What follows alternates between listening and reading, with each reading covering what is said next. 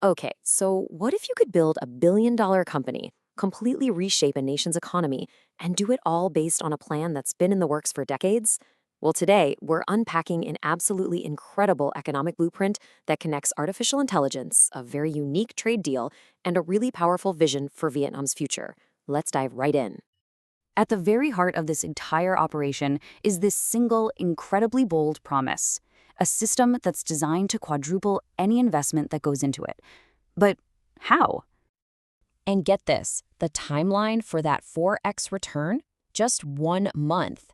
That's how fast, how aggressive this system is supposed to be. Right, so this brings up some pretty obvious questions, doesn't it? Like, is that even possible? And maybe more importantly, what is the ultimate goal of a project making claims this big? Well, it all starts with a truly audacious financial goal. The entire blueprint, the whole thing, is built around generating $1 billion in revenue. So yeah, the target is clear, $1 billion in revenue by March. And this isn't just some vague hope, it is the single most important metric that is going to define whether this whole thing is a success or a failure. So how on earth do they plan to generate that kind of cash?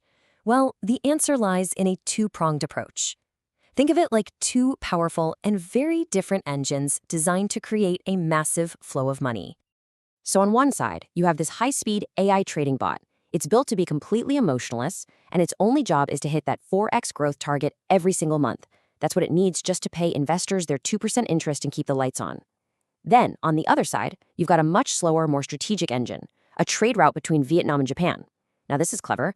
By using a specific clause in a trade agreement, they can send money to Japan to buy goods, which opens up a 90-day window for them to use that capital before the goods even need to land in Vietnam. It's a really ingenious way to play with international trade rules. And the whole philosophy behind this is summed up in this fantastic Vietnamese proverb, Tai Hung Bak Jak, which means catching the enemy with bare hands. It's all about using your wits and strategy, like the AI bot and the trade loophole, to build a powerful system from scratch and get capital to come to you, even if you started with nothing. But here's where things get really interesting. This project isn't just about making a ton of money. There is a much, much larger vision at play here, almost a geopolitical one. The financial side of it, that's just the tool to achieve a far more ambitious end. See, the bigger mission is all about nation building. The stated goals are to strengthen Vietnam and make its people wealthy, all based on this core principle of Dân Giàu Nước Mạnh, which means a wealthy populace leads to a strong country. It even explicitly includes the goal of protecting the ruling party through economic stability. That's a fascinating blend of finance and national politics right there. And they're not just speaking in abstracts. They've got a very specific target in mind for this prosperity, raising the average annual salary for public servants to 1 billion Vietnamese dong. Now, to put that in perspective, that's over 40,000 US dollars a year. That would be completely life-changing. And his quote right here, it just reveals the project's incredibly unique structure. It's described as a silent company of the party. What does that mean?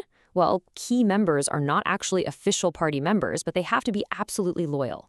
This structure gives it the freedom and speed of a private company, while making sure it stays completely aligned with national goals. Now, a plan this huge, this grand, it didn't just appear out of thin air. When you dig into the history, you start to see a strategy that's been unfolding, piece by piece, for decades. The story really kicks off way back in 1979 with a Japanese company that was supposedly tied to the royal family. Fast forward decades later to 2015, and a Vietnamese company called Three Keys is set up basically as a test of trust. But then, the whole thing hits a wall during the pandemic. A critical financial pipeline from Japan gets completely cut off. And that crisis, that failure, forced a total relaunch with a brand new philosophy at its core. So, that failure during the COVID era, it wasn't just a bump in the road, it was a formative crisis. It forced a complete, fundamental rethinking of the project's entire philosophy, and it's what led to the system they have today. So here's how it all fell apart. The entire operation was hanging on this cash pipeline from Japan. When the pandemic hit, that pipeline was severed. The money stopped, the project ground to a halt, and suddenly accusations started to fly. And what that crisis really exposed was a fatal flaw in their model. It was just too reliant on external factors, on things and people they couldn't control. Before the crash, the old guiding principle was Yil Tuong, which translates to love. This meant the whole project was built on a foundation of trust, of personal relationships, of flexibility. And you know what? For a while, that actually worked. Until it didn't. And that brings us to the new philosophy. After the failure, that all changed. Love was out. The new word, the new foundation, became gilot, discipline. The entire project was rebuilt on a foundation of strict rules, verifiable systems, and cold, hard logic. And this slide just perfectly explains the why behind that shift. Think about it. A human trader, driven by emotion, by fear, or by hope, might hold on to a losing position way too long, hoping it'll turn around and end up wiping out all their gains. But a disciplined AI, it feels nothing. It just follows the rules. It cuts losses exactly when it's supposed to. And this shift from human emotion to machine discipline is the bedrock of the entire relaunched project. So when you take a step back and look at the whole thing, what are we really looking at here? Is this an economic revolution in the making? A quiet geopolitical strategy? Or is it all just a story that's a little too audacious to actually be true? The plan is there, laid out in incredible detail. A project whose ambition is matched only by its complexity.